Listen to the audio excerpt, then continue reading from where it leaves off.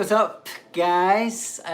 Last time we had a hangout, I had a question to talk about microtonal bends. So that is what we're going to be doing today. You guys can ask me anything, obviously, but that's what I will focus on first of all. So, well, I'm going to set up a loop and do a little jam, try and get into some of the bends that I will talk about, and we'll take it from there. All right.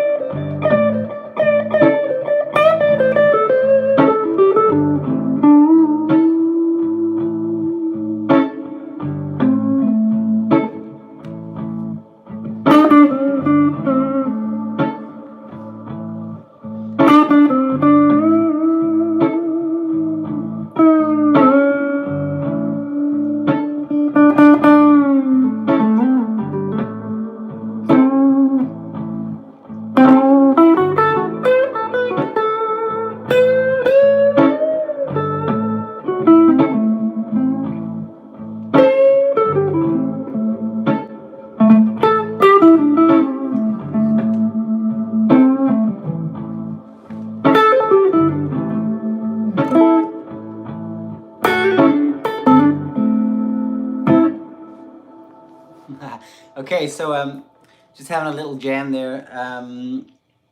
And yeah, so I think there's three different bends that I can talk to you guys about. I mean, there's obviously, you can bend any note that you like, obviously, on the guitar. But like in terms of a blues context like this one, so I was playing an A right there. I was playing the A, well, I mean, mainly basically playing the A minor pentatonic there, and then just doing some bends along the way.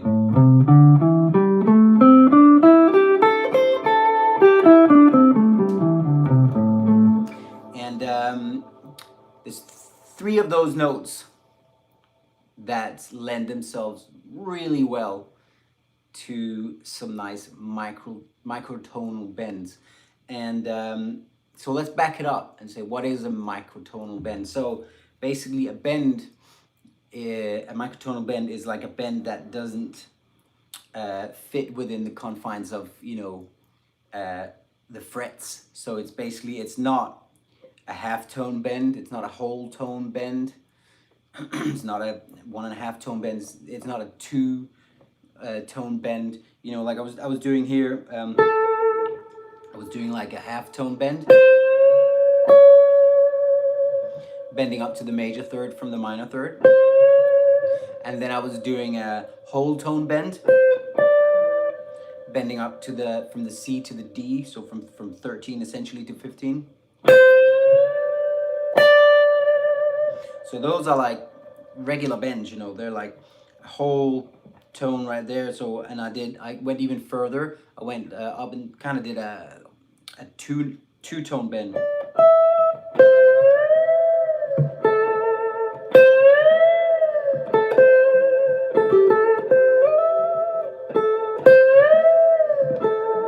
So I did what's called basically a 2-note bend. That's a pretty big bend. And so what I wanted to talk to you guys about today is not those huge and more common bends, but like, well, in blues it's very common as well to do bends that aren't, that can't be measured within frets like that and within whole tones and half tones. They are basically smaller than that. So you're talking about that, for example. So bending the note ever so slightly so that in a way it can be perceived just as vibrato, like that. But it is actually a bend, and it's a tiny one. So in Indian music, they're all about the microtonal kind of qualities. That's where that's what you want to go and check out if you want to really know about microtonal music. But in terms of the blues, which is what I want to talk about today, it's like it's extremely common to do those microtonal bends where you just bend the notes a tiny bit. So like I said, I want to talk about 3 different notes on the minor pentatonic that you can do that to.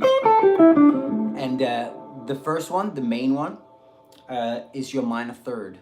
So if you have, here's your root note, the A, on the 7th fret of the D string. Well, the first note of this, the second note of the scale is this. That's your C, yeah, your minor third, basically.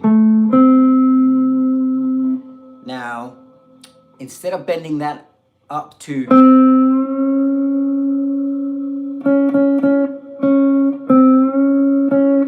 instead of bending that all the way up to the major third, what we want to do is just bend it up a little bit. Just give it that little bit of a bend.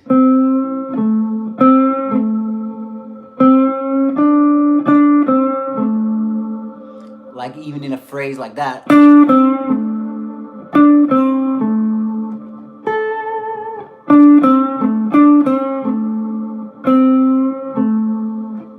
Or go up the octave.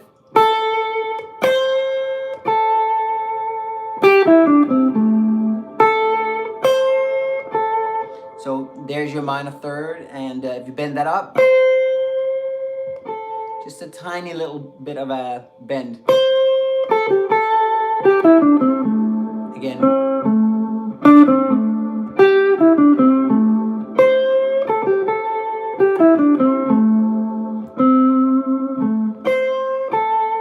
So that's your minor third that you're bending up. Not all the way towards the major third, but like kind of on the way to the major third. And yeah, that's our first one. So make sure you play around with that. I was playing this phrase when I was jamming.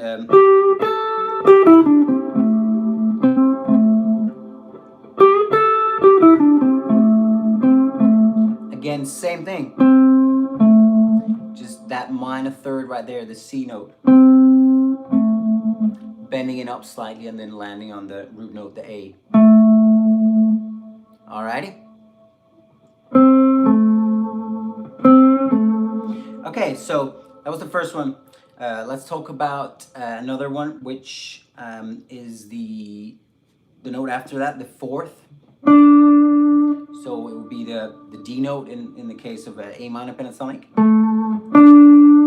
Now that is where you would normally do I mean, it's probably the most common blues bend, really. Like you can either bend it all the way up to the fifth,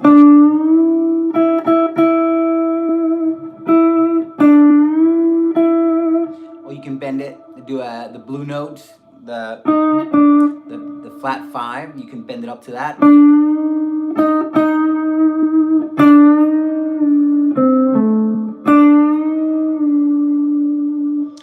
Or you can make it a microtonal bend and just give it that tiny bit of a bend. You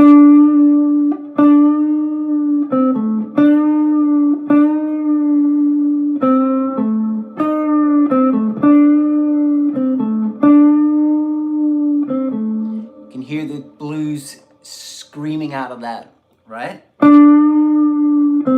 Because it's not. It's just a little bit of a touch.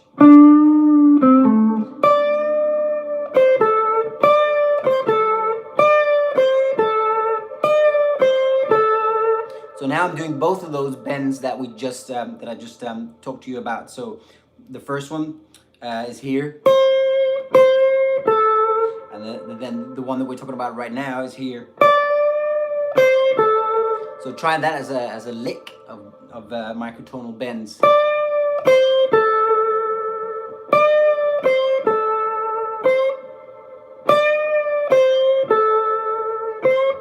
And again, like the final note, you know, if it was just, that sounds kind of, you know, I mean, that works fine. But if you give it that tiny little bend,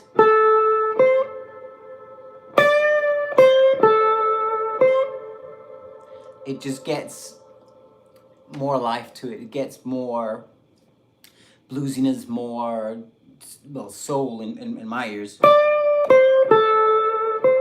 Because those qualities, you know, like a microtonal bend is kind of like, you know, it's more like the voice. It's, you know, less like in tune and more human in some ways.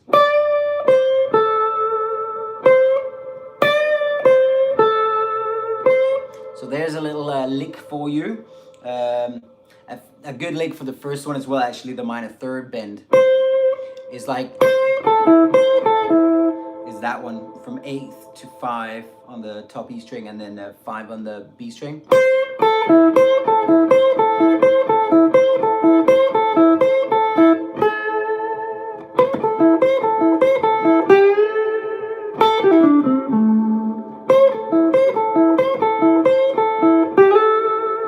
It's a nice little kind of repetitive lick that you can do with that little microtonal bend.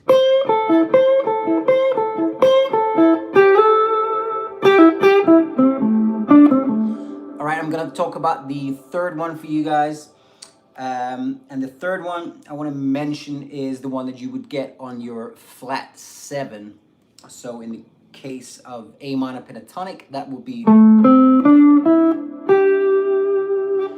that note there. So basically the one that you would, most commonly you would bend that up to the root note. So from the G up to the A. Yeah?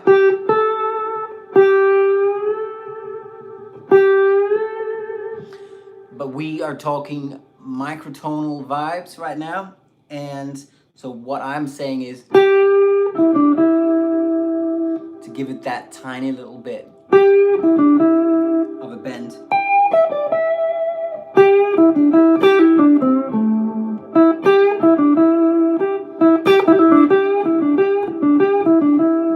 So you can do a lick that's similar to the one that we did right here.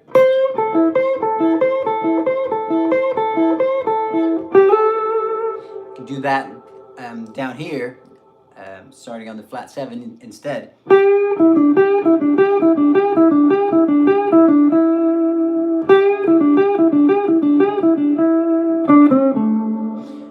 Now, that works especially well if you're on the 5 chord.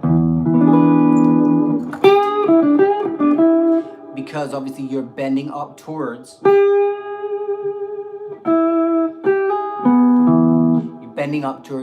the major third of the E chord, which is G7, G sharp.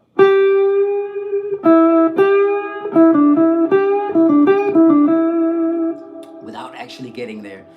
But yeah, so it works very well on the part of the blues where you get to the 5 chord.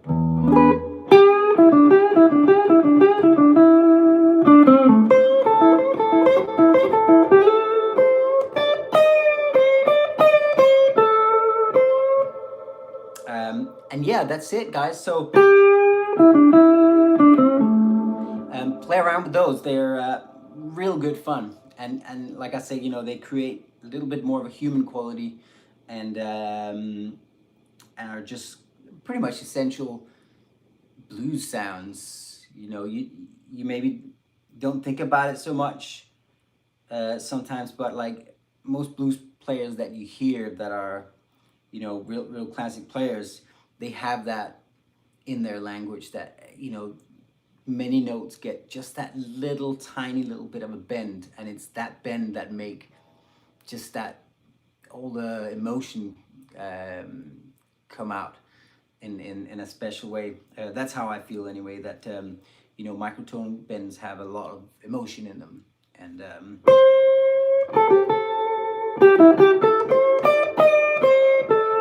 so play around with it, guys.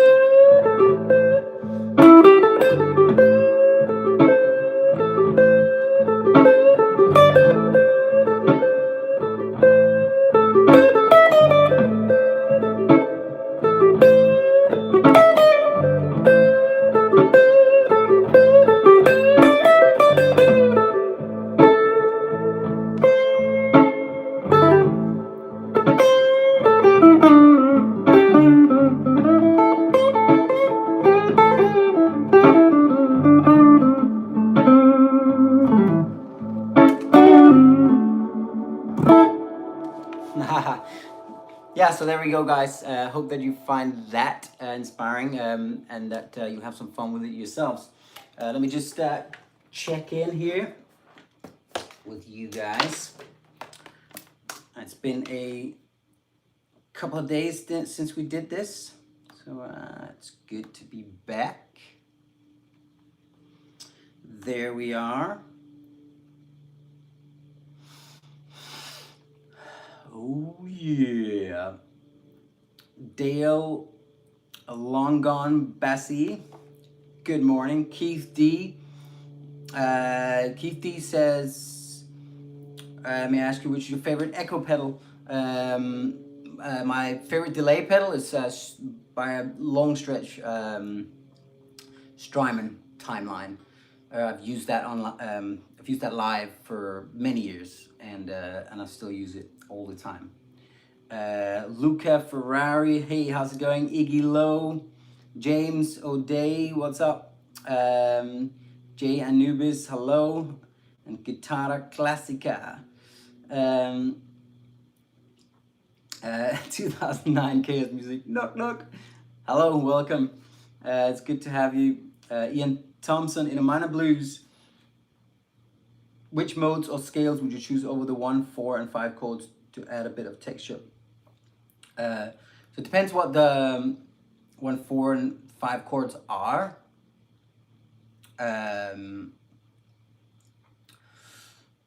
Like if they were all minor chords, for example, then you know the main scale that you have to your disposal is the minor scale, the A minor scale. If all the chords are minor, that implies basically a full-on like minor scenario.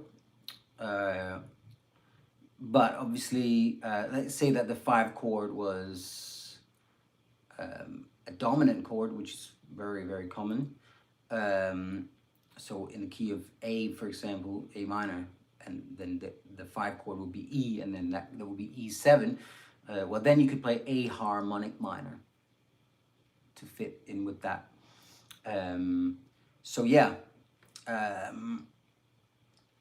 often, like, you know, coming out of the topic of this particular live stream, it's like often you can create a lot of color, even if you know you're only thinking one scale, but you're thinking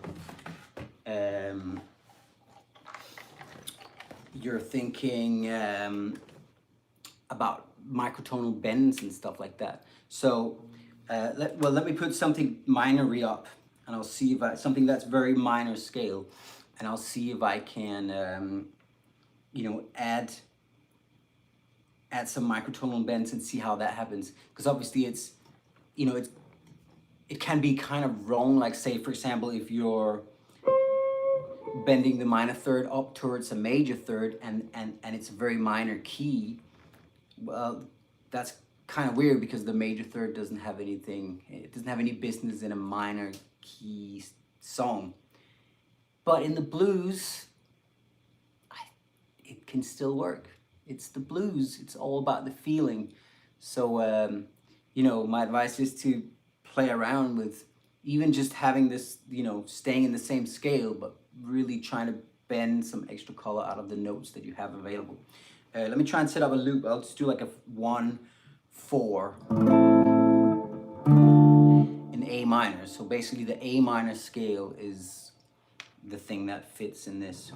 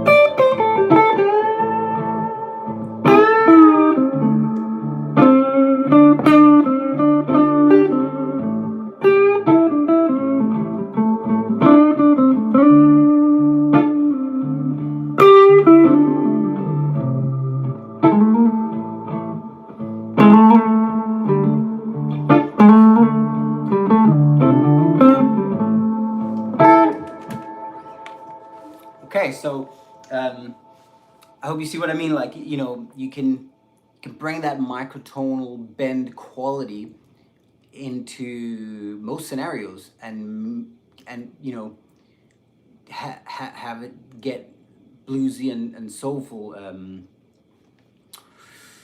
just by, you know, just by wanting it to fit in there, even though technically speaking, you know, some of those notes are, you know, kind of wrong because they're out of a major scenario. So, oh, your daughter loves the kitty hat. I love it. David, as Jimmy said, you've got to know what goes between the notes. Yes, I love it. Very good. Sappa used microtonal bends to give his solos an edgy feel. I never knew it had a name, so thanks a million. Cool. I appreciate it. Yeah, Sappa definitely does that stuff. And I mean, he walks the fine line, because it's like, you know, sometimes it just sounds, sometimes a microtonal bend can sound like somebody just either shaking a note a little too much, or like doing a bend that isn't very precise. It's a fine line, you know, but like done with feeling, a microtonal bend can just be, you know, very soulful, and can add like that human quality, because it is something that, you know, you couldn't do it on a piano. You cannot bend a piano to be like that, you know, but that's the cool thing about the guitar. Like, we have the ability to bend, to, you know, to play a note exactly as it is on the fret, or any fraction in between two notes. So, you know, why shouldn't we use that to create that kind of, you know, the same as the voice? It's like, you know, you can go up and down, and touch any note in between the notes, so to speak. Thank you for that, David, and thank you, Keith. The pickups I have in this guitar are the noiseless Jeff Beck pickups. Really nice for like bigger stages with lots of lights. They are not anywhere near as noisy as, you know, you might get with standard like Strat pickup types. Single coils. So yeah, I highly recommend them. I mean, just because they sound great, basically. I love them. You know, whether you go on stages or not, they are just really nice pickups. So yeah, Jeff Beck's noiseless. Ed Dana, hey, how's it going? It's been a little while. What's your favorite music to play? Ooh, that's a hard question. But I'm playing a lot of stuff that is somewhat related to the blues right now. I mean, I'm making an album that has a lot of beats in them that have, you know, that don't come out of the blues world, but the way that I play on them probably do come out of the blues world. So that's kind of what I'm doing a lot of right now. And you know, I kind of have a jazz background as well, so some amount of jazz comes in to my playing from time to time, but I don't particularly enjoy playing like straight up jazz. That's not really my vibe. Greetings from Ireland, I love it. And Mark, thank you for sharing that, I appreciate it. So yeah, I hope that you'll enjoy that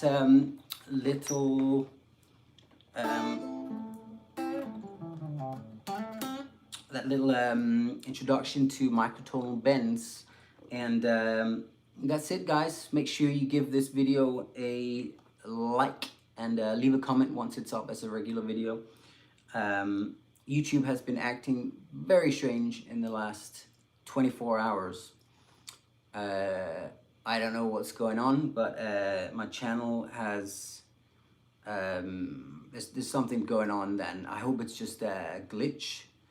I've written to YouTube to see what's going on, but you know, I've been for years, you know, my jam tracks and, you know, the music and the videos have been very steady in terms of how much they how they reach people, basically, because so many of you guys are spending time listening and playing with the music, which obviously I'm eternally grateful for. But yeah, something happened yesterday, so that a major change happened to my channel in terms of the reach of the music. So I don't know what it is. Hopefully it's just a technical glitch, but yeah, so anyways, in any case, I really appreciate the support very, very much.